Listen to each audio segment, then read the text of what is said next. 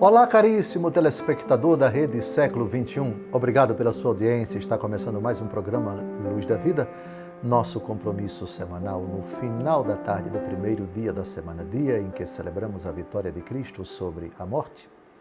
O programa Luz da Vida continua a sua longa, demorada aventura de interpretar os salmos na nossa vida. O Salmo 4, terminamos de comentar o versículo 7 dele no programa anterior. Temos ainda pela frente dois versículos, o versículo 8º e o versículo 9º. E já vamos para o versículo 8º, somente recordando que esse salmo foi redigido pelo próprio rei Davi. Aparece no versículo 1º, ao mestre de canto com instrumentos de corda, Salmo de Davi. Então, com a palavra, já caminhamos para o encerramento desse salmo, versículo 8, o rei Davi. Pusestes em meu coração mais alegria do que quando abundam o trigo e o vinho. É muito significativo que no versículo anterior se fale de felicidade. Mas num contexto, digamos assim, polêmico, porque o texto diz, versículo 7, dizem muitos: quem nos dará a felicidade? A resposta, ela é dada. De certa forma, já no versículo 7, fazei, Senhor, brilhar a luz da vossa face sobre nós, Senhor. Agora, a resposta se torna mais explícita. Pusestes em meu coração mais alegria do que quando abundam o vinho e o trigo. Aliás, esse versículo interessa particularmente a todos nós, mas sobretudo a quem não vem experimentando alegria. É nos momentos de tristeza, quando somos desmotivados a manter um semblante sereno, um coração em paz, a traduzir alegria para as pessoas nos nossos gestos, na forma como nós andamos, como nos vestimos, as nossas palavras, que a gente necessita realmente se ater a essa afirmação. Pusestes muita alegria.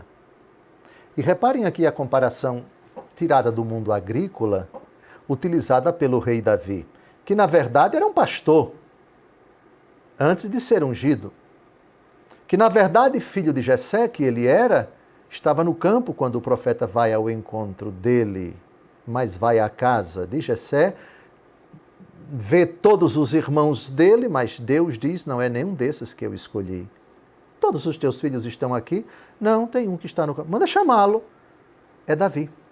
Davi, portanto, tinha um profundo conhecimento do mundo do campo. Quando ele diz, pusestes alegria, mais alegria do que quando abundam o trigo e o vinho, são plantas muito comuns da Terra Santa no tempo de Davi, e são plantações que, na verdade, contribuíam para a subsistência das pessoas simples de Israel. Quem vivia no campo plantava trigo. Quem vivia no campo quase sempre tinha videira, tinha uma plantação de uva, de onde se tira tanta coisa boa, dentre elas tortas, doces, bolos e a bebida mais famosa de Israel, que é o vinho. Trigo, abundância da plantação. Quer felicidade maior para um agricultor que durante tantos meses semeou, adubou, cuidou, desbastou, etc. E agora vai para a roça, vai para a sua terra com os seus familiares, seus servos. Vamos colher o trigo. E a colheita é abundante. Felicidade. Pois bem, pusestes em meu coração mais alegria. O Deus que coloca alegria no nosso coração. O Salmo 42 diz, subirei ao altar de Deus, o Deus que alegra a minha juventude. o Deus que alegra a idade mais pujante da minha vida. Com a palavra, São João Crisóstomo explicando esse versículo, que é um ato de fé daquele que tem certeza de que a razão da sua existência está no Deus que lhe infunde alegria. Deus mesmo é sua alegria. Deus mesmo e somente Ele é a razão da sua alegria. Não disse simplesmente, pusestes mais alegria, mas acrescentou, em meu coração. Precisando assim que a alegria não está nas coisas externas, não no ouro ou na prata, não nas roupas ou nas mesas suntuosas, não na grandeza da imponência ou na extensão da casa. Esse tipo de alegria não é do coração, mas dos olhos. Muitos avaliam a vida segundo essas posses. Eles levam dentro de suas almas uma sensação de desconforto causada pela multidão de preocupações e por intermináveis apreensões. Se as realidades presentes te dão alegria e tu, mediante elas, reconheces a providência de Deus, obtens ensinamentos maiores e mais profundos, pelo fato que eles são melhores, mais estáveis e permanentes. Se creres que a providência de Deus assume a forma da tua riqueza e da tua prosperidade, muito mais forte deve ser a tua convicção de obter no céu riquezas maiores. Todavia, se tu te perguntasses por que essas coisas sejam fruto da esperança e ainda não se realizaram, responder-te-ia que nós, crentes, consideramos o que é objeto da nossa esperança como coisas mais óbvias que as coisas óbvias em si. Nisso consiste a certeza da fé. E se tu me perguntasses por que não recebemos recompensas aqui e agora, deveria responder-te que o presente é o tempo das aflições e das preocupações, enquanto o futuro é o tempo da coroa e dos louros. Isto é efeito da providência de Deus.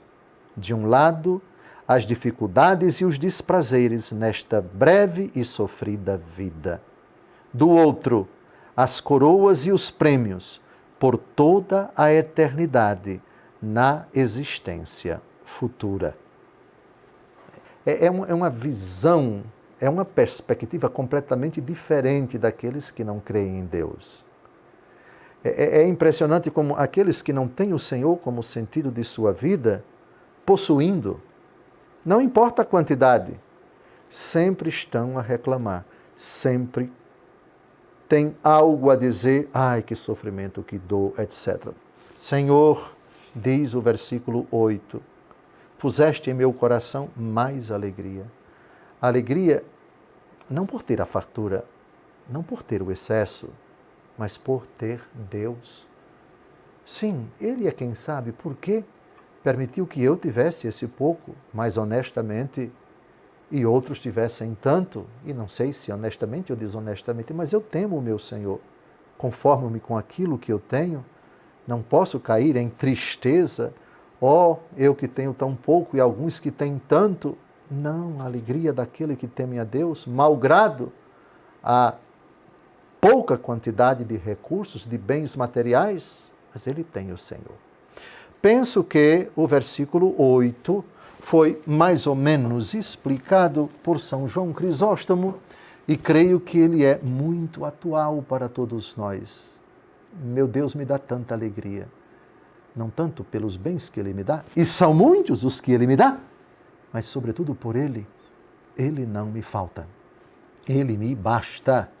A quem tem Deus, nada falta, só Deus basta.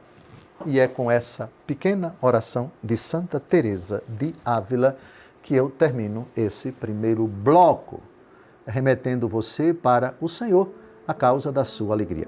No segundo bloco, comentaremos o último versículo desse salmo e concluiremos esse salmo redigido por Davi, a oração da noite. Não saia daí. Até logo mais. Daqui a pouco a gente se encontra.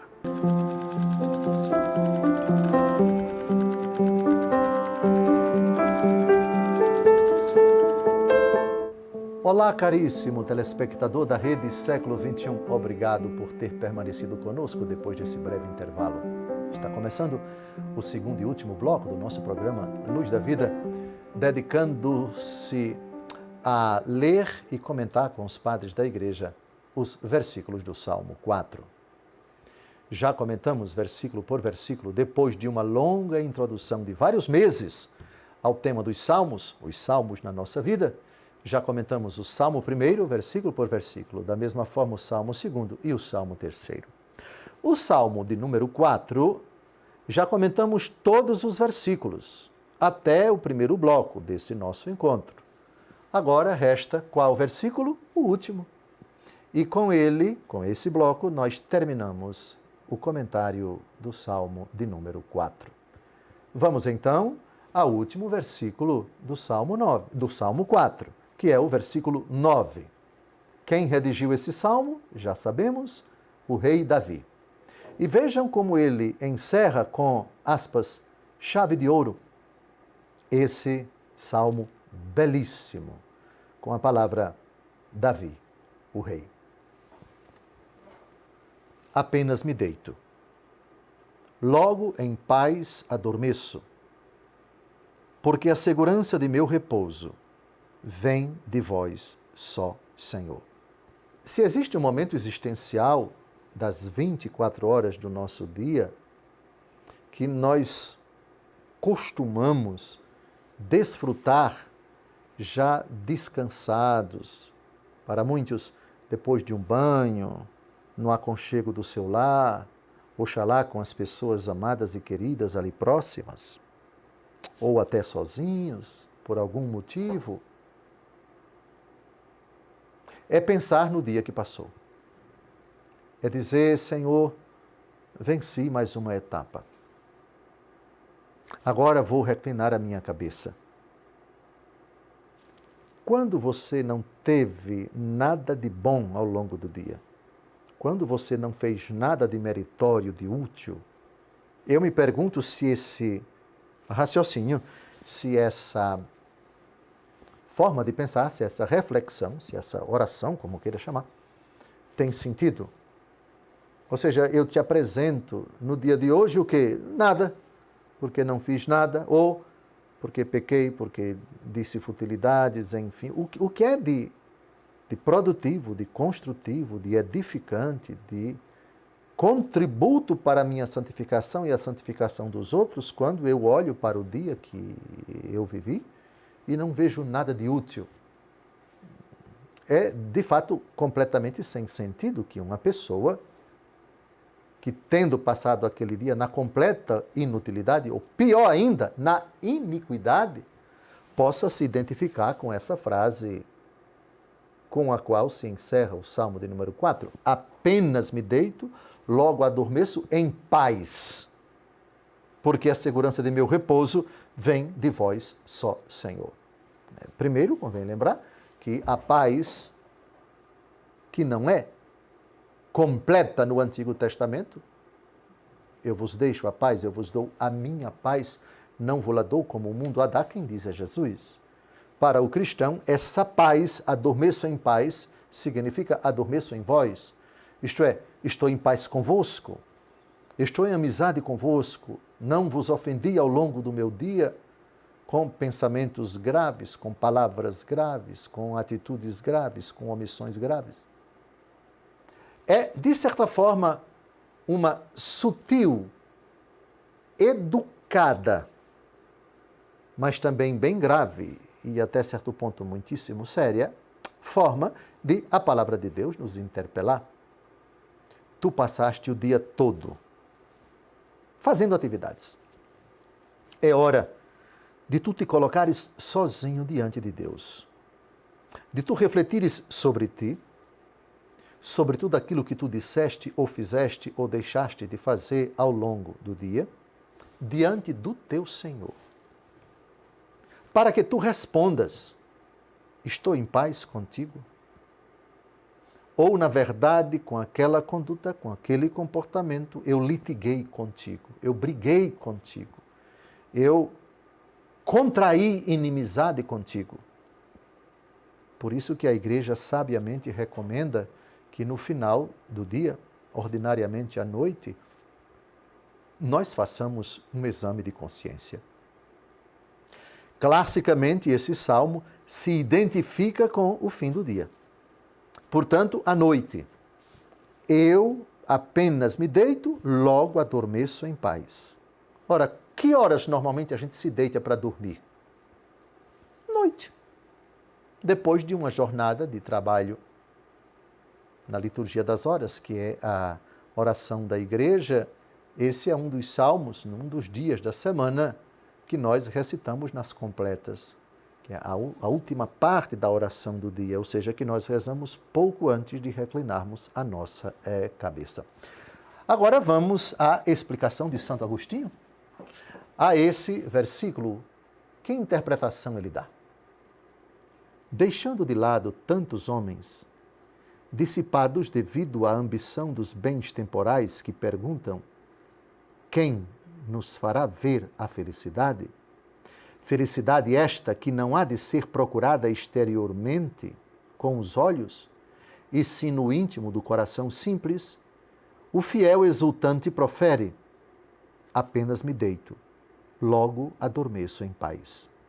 Destes espera-se, com razão, afastamento espiritual completo das coisas passageiras e esquecimento das misérias deste mundo, significadas de maneira conveniente e profética com os termos adormecer e repouso, lá onde a paz suprema não é interrompida por tumulto algum. Tal meta não se alcança nesta vida, mas na outra. As misérias do mundo, as coisas passageiras, realidades das quais espera-se que o cristão, paciente, firme e constantemente procure se afastar. Ora, quem está firmemente alicerçado nesse propósito pode dizer, do íntimo do coração: eu apenas me deito, durmo em paz. Ou seja, eu estou firmemente convencido de que a figura desse mundo passa. Eu cada vez mais tenho convicção de que as misérias desse mundo não me realizam. E procuro afastar-me de tudo aquilo e de todos aqueles que, no mundo, são para mim ocasião de pecado. Esse pode dizer, se se trata de um propósito firme e irreformável, constante, perseverante, ele pode dizer do íntimo de sua alma: apenas me deito, logo adormeço em paz. Porque o meu repouso, quem me dá a segurança, somente é o Senhor. Próxima interpretação, Eusébio de Cesareia, e com ele nós terminamos o Salmo de número 4. Eusébio de Cesareia não foi santo. Cesareia Marítima, uma cidade litorânea da Terra Santa, lá onde morou o centurião Cornélio, uma importante cidade hoje de Israel. Eusébio nasceu no ano 265 e morreu no ano 339, portanto, um padre da Igreja dos séculos III e IV. É um comentário pequeno, mas também muito útil para mim, para a senhora e para o senhor. Eusébio de Cesareia. Aprendi do Salvador e de suas promessas que, se em grande parte da vida presente não me faltam tristezas, tribulações, tentações e dificuldades, chegará, porém, o momento em que me desprenderei do corpo e repousarei em paz. São Paulo diz na carta aos Romanos que a criação geme dores de parto, aguardando a sua gloriosa manifestação. E os sofrimentos da vida presente não têm nem comparação com a glória que nos aguarda. Romanos capítulos 7 e 8. Recomendo depois essa leitura. São Paulo, por sua vez, na 1 Coríntios, capítulo 2, versículo 9, diz: o que os olhos não viram, o que os ouvidos não ouviram, isso Deus preparou para aqueles que o amam. Na vida terrena, tribulações, preocupações, aperreios, dores. Terminamos de enfrentar um problema, surge outro. Enfrentamos esse outro quando a coisa está dissipada, estoura uma outra dificuldade. É de natureza financeira, é problema conjugal, é problema de saúde. São as tragédias da vida. Viveremos até ao fim de nossa vida, digamos, conturbados nessa tempestade de realidades que integram a nossa aventura aqui na Terra, mas sempre com os nossos olhos na eternidade. Com os nossos olhos fixos, essas realidades têm um dia marcado. Elas não são perpétuas, elas não são eternas.